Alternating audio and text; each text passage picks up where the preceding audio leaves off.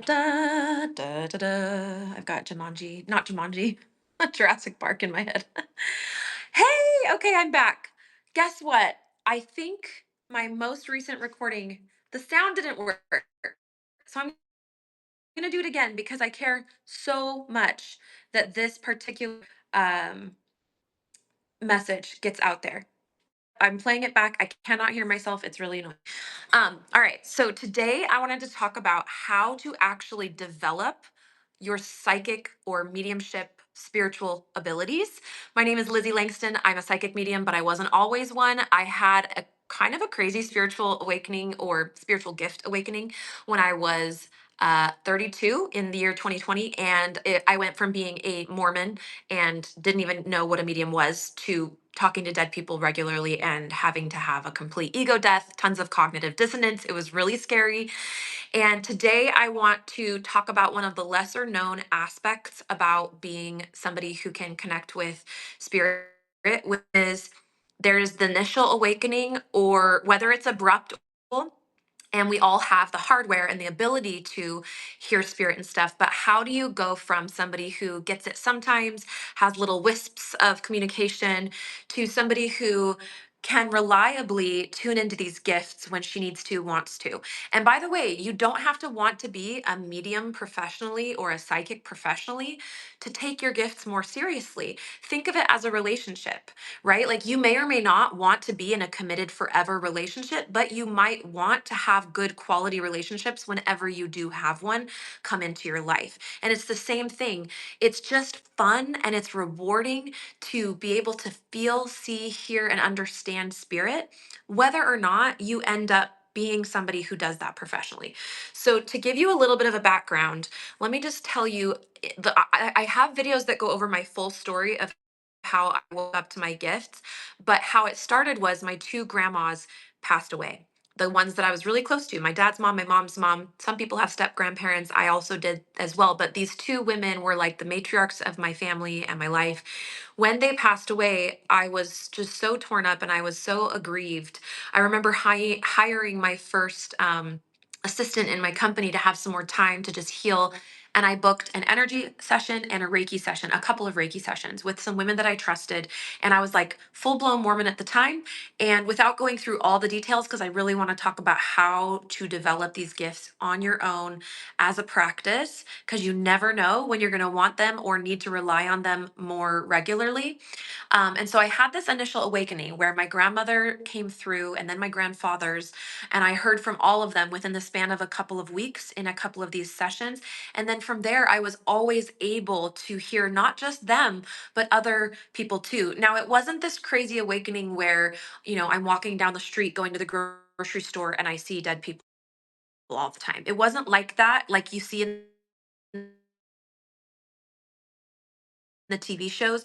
I feel like between how busy my life, I'm a wife, and also like I've just told my team, my spirit guides, that I don't have to just be hearing from spirits all the time.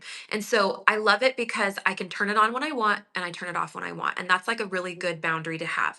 So I wanted to just tell you that if you want to develop these gifts, you don't need to always be on. It's not going to take over your life. Spirit understands humans, like, and you can work with these abilities to have them more regularly and connect with them when you want to. And it can be according to your schedule, I guess. That being said, there might be times where you feel a little bit more push from spirit to kind of turn on your gifts or to go to that place. But most of the time, it's really just in the background, and it's this incredible, amazing gift that you can tune into when you need to. So, fast forward for the next 4 years, I really worked on hearing spirit and understanding spirit. And that's what I want to teach you and talk to you about today. How do you have a relationship where you get a little bit more certain and confident and clear in your gifts and abilities? So, I did that for 4 years. Then I ended up having a dream 2 years ago in 2024 where my guides in the dream were very clear. Hey, it's time to share. This is a gift for humanity. We've given it to you, and it's your time. You're ready now. It's time to share more broadly. And that was something that I ended up choosing to do. You always have choice though. So, been awakening, which may or may not be your experience. It could be more gradual for you. to then being more of a professional medium. I will tell you that the first thing is that you want to create a journal. I got this idea from the book You Are a Psychic. I'm forgetting her name, but I'll put it here below. She is a psychic medium professionally in Australia. And the first thing she had me do is create a journal. So let's pretend this is my journal. Okay. This is not, this is a little Oracle guidebook, but let's pretend this is my full blown journal. And I'm going to get a few tabs, like 5 different tabs, and I'm going to break it into sections, right? Section 1, section 2, section 3, and I'm going to put tab down the sides of each section. The first section you want to track is your dreams. You may or may not currently be somebody who has a lot of dreams, but that's part of the magic is when you open a space in a journal and say, hey, spirit team, I'm going to start recording my dreams.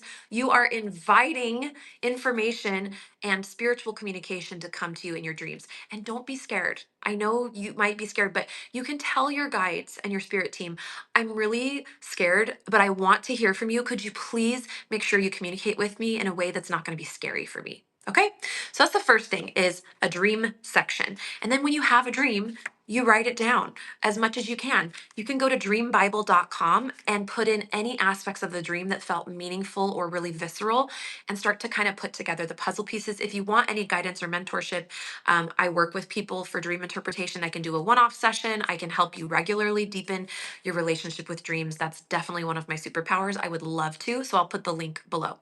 Okay, the second section that you'd want to develop is your clairaudience, okay, your ability to hear. So I'll tell you a story. One time I was getting ready to go to Target. I was postpartum with my baby.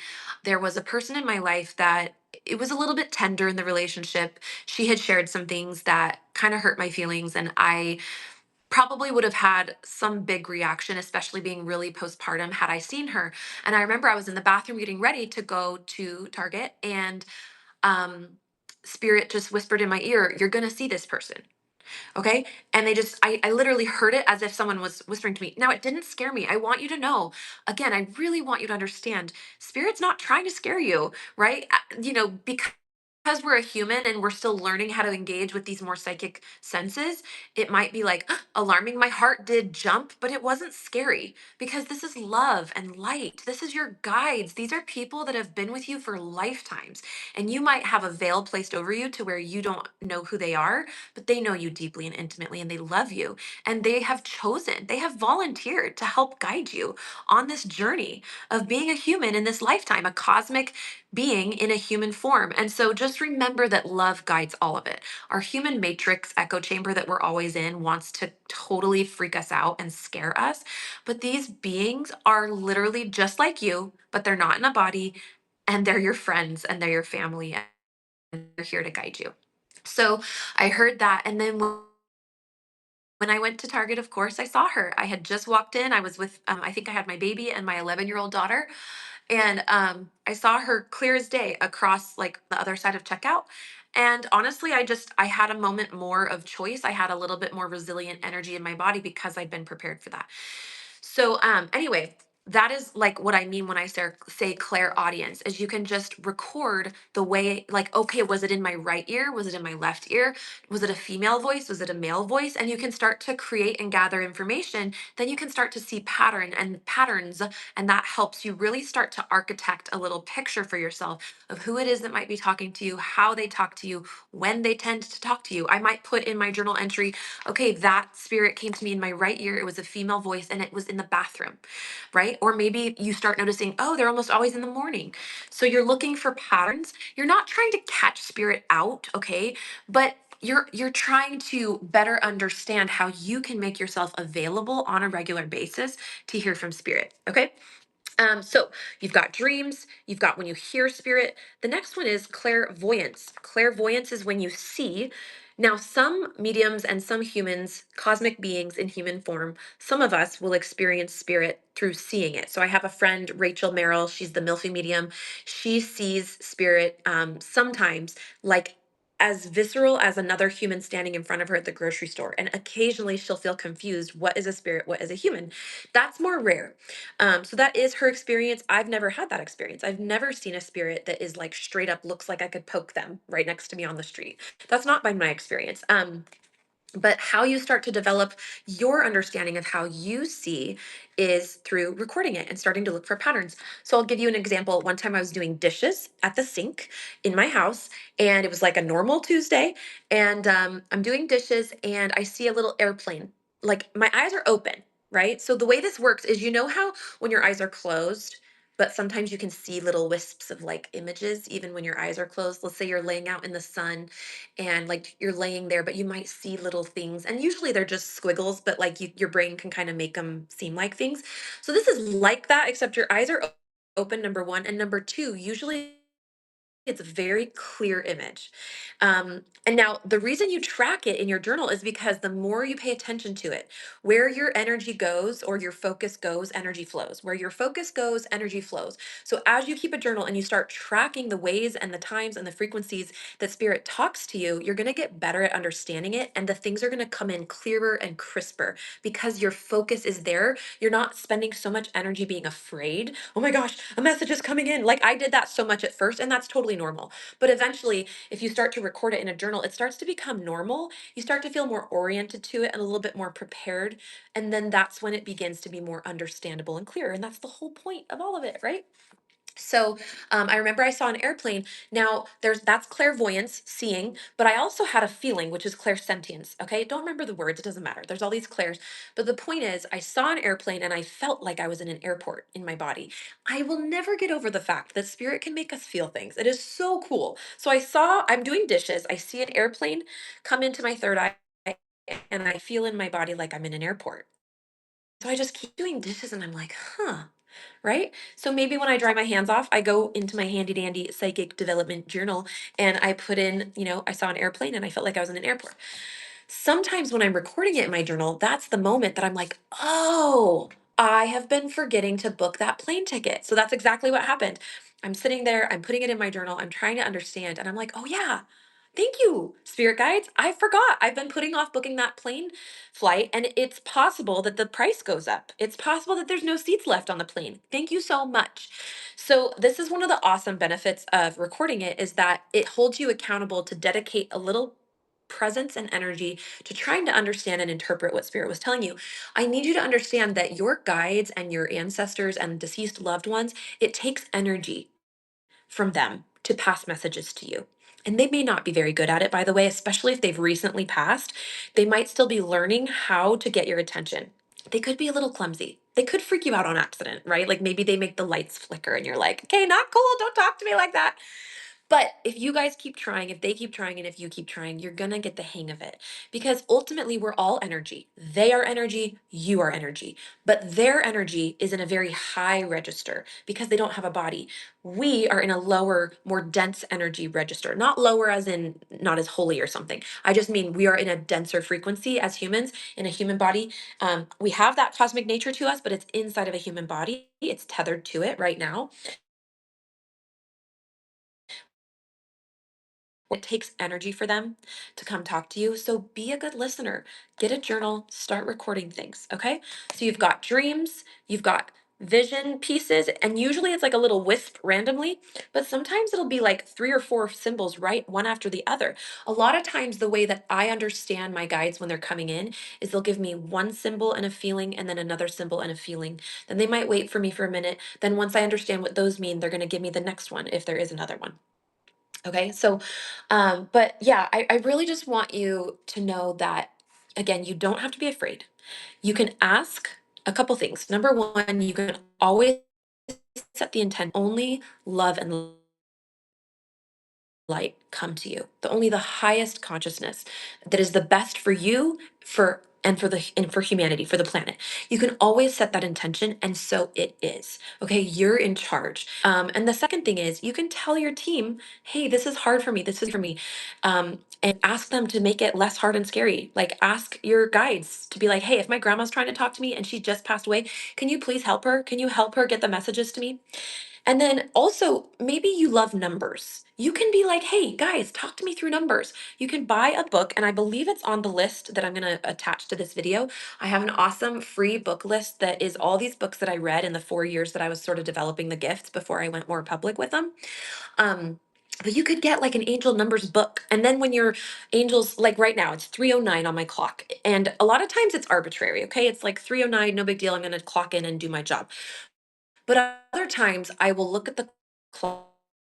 Ooh, like it's almost like somebody's putting a warm energy over my heart that's like, slow down, this is a message. I was vacuuming the other day and I saw a quarter on the ground and I didn't want to vacuum up the quarter. So I was just going to take the quarter and put it on the bookshelf. But I felt a nudge, and I don't always feel this, but it was like, hey, look at the quarter for a minute. So I look at it, it says 1993. I have an angel number book. I go and look up 93 because the book's only 1 to 1,000.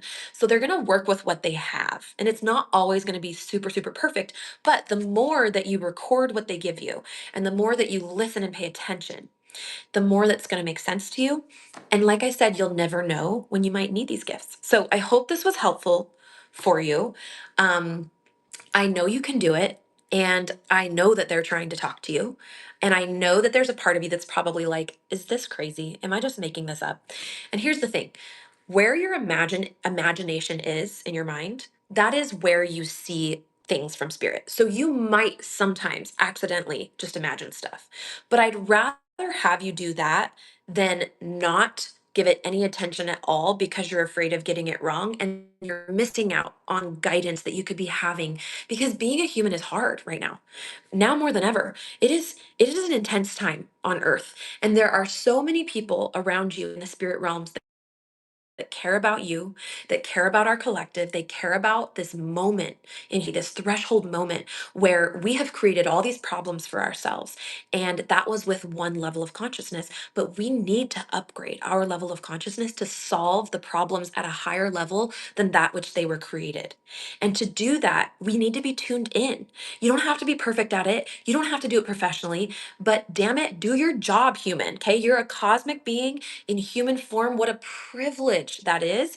And it's fun. It's fun to get a little journal and to start listening. I will tell you one last little story. I remember I was a couple months postpartum with my fourth baby. I was up at night feeding her a lot, breastfeeding her, bottle feeding her, the call that we do when we're just trying to like get the baby fed and not lose our minds. And so I was in the rock in my bedroom, and I remember Native American earth feeling person coming through to me. And again, fully understanding everything. It's not like it's clear as day, okay? But I feel this being come through to me, and it didn't feel like this being came from somewhere up there. It felt like this being was already around and was just like coming to say hello.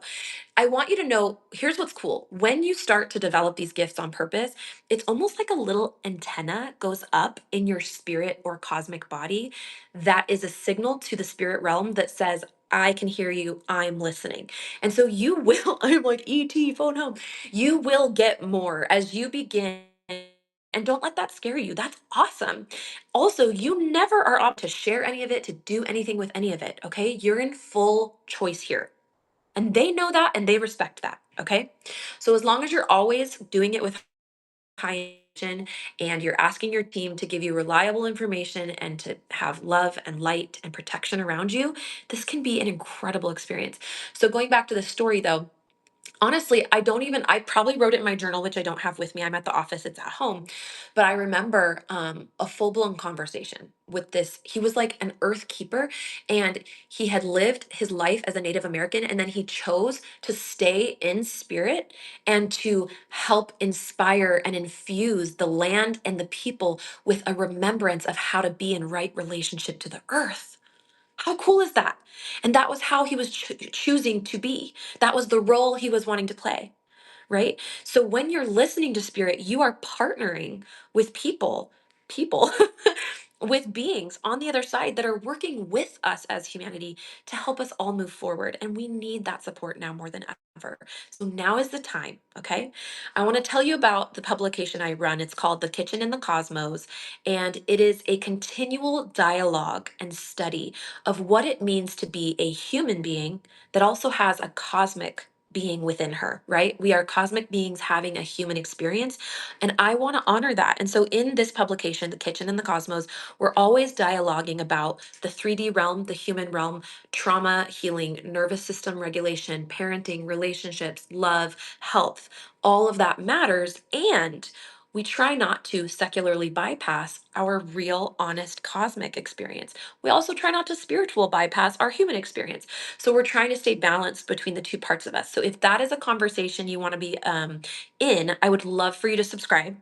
And then also, twice a month, I meet with my paid subscribers, which I don't actually have very many yet, but we meet and we do a kitchen call where it's focused on our human issues and relationships and our nervous system. I've been a coach for 8 years. And then we also do a call where it's the Cosmos call, and we're talking about mediumship and psychic gift ability and honing. And then the last thing I want you to know is that I run a mystery school. So if you want more of a group cohort to go through a 12-week program with, you can go to thresholdkeepers.com, because that is where we're focusing on letting go of your current identity, sitting in the void, and re-emerging as a new person. And every time we do that, I believe that we're getting in touch with more of our cosmic nature and bringing it forward into our human experience. So those are my offerings for you. You can come subscribe to the Kitchen and the Cosmos, become a paid subscriber, and have those twice month calls with me. We do guided journeys on the Cosmos call. So it's really awesome. And then also the mystery school, thresholdkeepers.com. Okay. Mwah! I want to hear your questions. I want to hear what resonated with you. Are you going to buy a journal and do this? Let's hear it. Okay, bye.